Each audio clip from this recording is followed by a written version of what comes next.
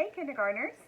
We are back with our chapter reading for today. We are reading The Dragons of Blueland. So last time we read the introduction and chapter 1, and now we are going to read chapters 2 and 3. So last time we saw the dragon had found a spot to hide because he was trying to get some rest. So let's see what happens next. Chapter 2, Mr. and Mrs. Wagon Wheel. But someone had seen the dragon. At least he was sure he'd seen something blue and yellow and gold galloping down the road. It was Mr. Wagon Wheel, the farmer living in the yellow farmhouse, who had just been closing his window as the dragon ran past. "What's that galloping noise?" asked Mrs. Wagon Wheel, sitting up in bed. "A large blue monster just ran by, and after breakfast I'm going to find out all about it," yelled Mr. Wagon Wheel, jumping into his clothes and rushing off to put the cows in the barn for milking. Here's a little picture of Mr. Wagon Wheel. Mrs. Wagon Wheel, meanwhile, made pancakes and coffee, but forgot to boil the eggs. She was horribly upset at the thought of a monster rushing past her house at 5 o'clock in the morning. Mr. Wagon Wheel hurried through the milking, let the cows into the pasture, and dashed back to the kitchen. He was anxious to eat and be off after the blue demon, as he decided to call whatever it was. He swallowed a pancake whole and banged 2 eggs on the side of his cup. Slop! Raw egg flew all over the table and Mr. Wagon Wheel.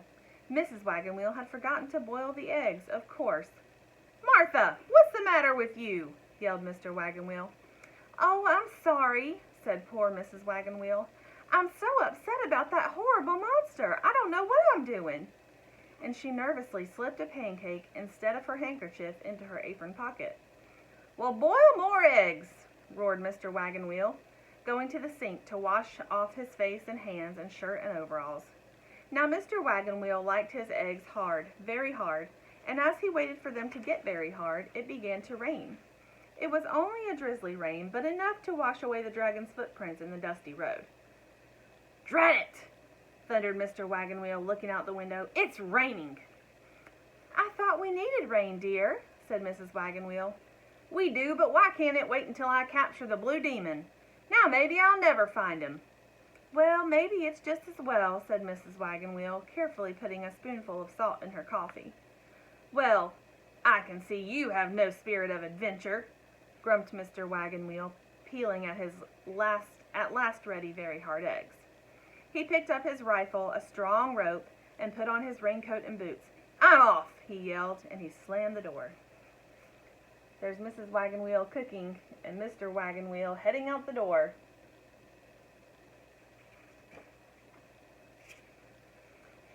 "He'll never come back," thought Mrs. Wagon Wheel, and she quietly sat down to cry.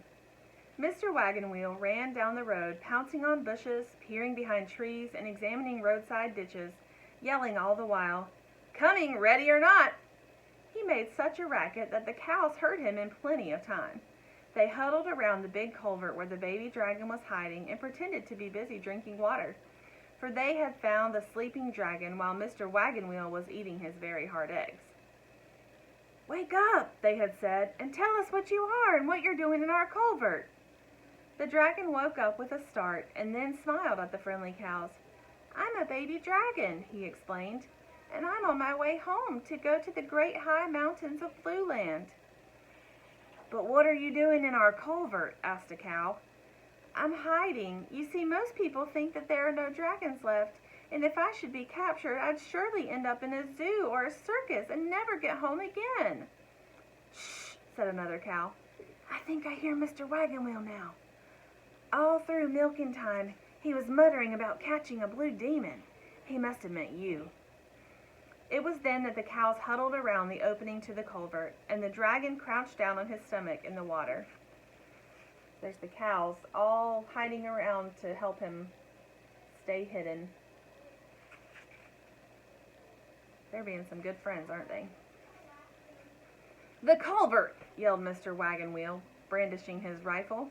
"An excellent hiding place for a blue demon!" And he started down the bank on the other side of the road. It's all over now, thought the dragon, who could tell where the farmer was from the noise he was making. But just then Mr. Wagon Wheel looked right across the road at his peaceful cows and thought, "My cows would be in a panic if the demon were hiding here." He turned back up the bank and ran down the road, beating the bushes and peering behind the trees. The cows grazed nearby all day long, talking to the dragon and telling him when it was safe to come out of the culvert. Toward evening, they heard Mr. Wagon Wheel stamping back along the road, yelling, "Hoopla! All of you, into the barn!" And as they wandered off, they quietly warned the dragon, "Leave just as soon as he goes to the barn. It's just like him to be out looking for you by flashlight after supper." And they were right.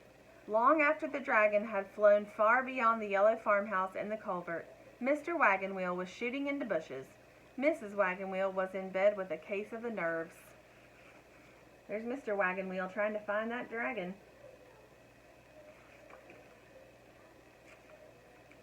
Chapter 3, The Men on the Slope. "It's a lovely night for flying," thought the dragon as he hurried toward the north, urged on by cool, brisk winds. The rain had stopped long ago, and a crescent moon shone palely. Looking down, he could see the outline of Seaweed Bay, and then a point of land called Due East Lookout. At this point, he must turn and fly directly westward over Seaweed City, across Spiky Mountain Range, and over Awful Desert, to reach the Blueland Mountains, in the heart of the desert. Many people had tried to cross the desert and climb these mountains, but there was no water, and treacherous sandstorms raged all year round, making traveling almost impossible. So far, no man had succeeded. "It won't be long now," sang the baby dragon as he passed over Seaweed City, over the coastal Spiky Mountain Range, and then started over Awful Desert beyond. "What a lovely night," he thought again. And then, all of a sudden, he realized how clear it was over the desert. Where are the sandstorms? Yes, where are the sandstorms? A sick feeling came over him. In weather like this, a man might be able to cross the desert into Blueland, might see one of the dragon family and learn the dragon's secret, that dragons still live in Blueland. Faster and faster he flew, and way up ahead he saw a tiny light where the mountains rose straight up out of the desert.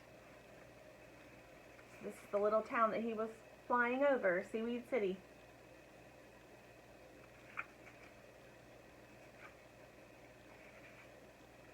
"Men," thought the dragon. "If only I'm in time to warn my family." Onward he sped until he could see that the light was the blaze of a campfire on the rocky mountain slope. He counted 4 or 5 men sitting around a campfire. "I'd better find out what they're planning to do so I'll know how to save my family," thought the dragon, circling down and landing below the men. He carefully picked his way through the huge rocks on the slope and hid close enough to hear what the men were saying. "If Frank and Albert and the rest don't find water soon, we're sunk. We'll have to get back pretty quick. And what if the weather changes? After all, this is the first time, so far as anybody knows, that the weather has ever been clear over the desert, and I don't trust it to last very long." "Me neither," said another voice. Just then they heard a shout farther up the slope, and a man came running down toward the fire. "Did you find water?" they asked him. "Water! Loads of it! The mountains form a circle, and all the streams from these mountains flow toward the center to make a tremendous lake. But that's not all we found." "You mean you found evidence that the great dragons of Blueland actually did exist at one time?" "Evidence," said the man who had run down the slope. "Evidence! Why, we've got 15 of the most beautiful dragons you ever dreamed of trapped in a cave that seems to only have one entrance. The rest of the men are guarding it." So there's the mountains that he was flying over.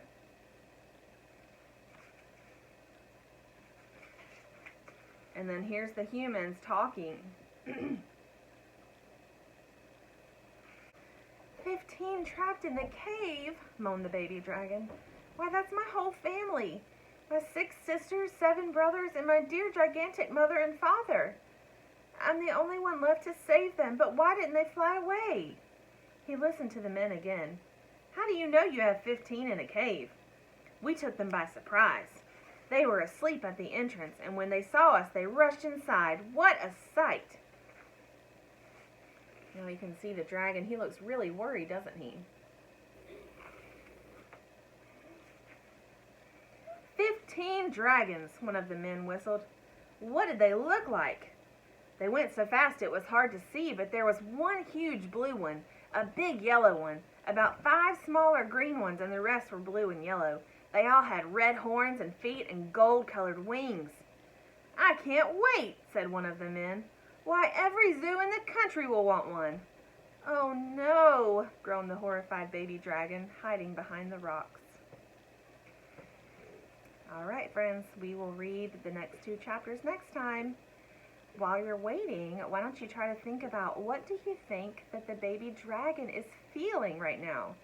Do you think he's feeling scared or worried? And what do you think that his family is feeling right now that they're trapped in the cave? So think about those feelings and see if you can think of how it might feel to be one of the dragons right now. All right, guys. See you next time.